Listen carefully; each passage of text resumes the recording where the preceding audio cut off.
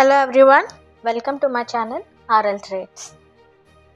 ఈరోజు ట్రేడ్లో అయితే నేను 8700 ప్రాఫిట్ అయితే బుక్ చేశాను. సెల్లింగ్ విత్ హెడ్జ్ పొజిషన్లో 5200 ప్రాఫిట్ అయితే వచ్చింది అండ్ నేకెడ్ బయింగ్లో 3500 ప్రాఫిట్ అయితే వచ్చిందనమాట. నేను చాలా డేస్ నుండి అరౌండ్ 10 డేస్ నుండి ట్రేడ్ అయితే చేయట్లేదు బికాజ్ నాకు హ్యూజ్ ప్రాఫిట్ అయితే వచ్చింది 1 lakh before last week. So నేనైతే ట్రేడింగ్ సైకాలజీ ప్రకారం హ్యూజ్ ప్రాఫిట్ వచ్చినా హ్యూజ్ లాస్ వచ్చినా 1 వీక్ గ్యాప్ అయితే తీసుకోవాలి ట్రేడింగ్ సైకాలజీ ప్రకారం.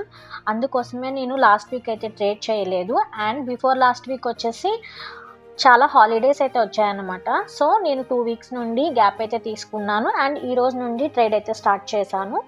ఎప్పుడు కూడా మన సక్సెస్కి ఎమోషనల్ డిసిప్లైన్ అనేది చాలా ఇంపార్టెంట్ అనమాట. సో మనము ట్రేడింగ్ సైకాలజీ అనేది చాలా పర్టికులర్గా మనం ఫాలో అవ్వాలి. అండ్ నేను ఈరోజు ట్రేడ్స్ ఎలా చేశాను అన్నది లాంగ్ వీడియో అప్లోడ్ చేస్తాను. Please watch the long video. Thank you.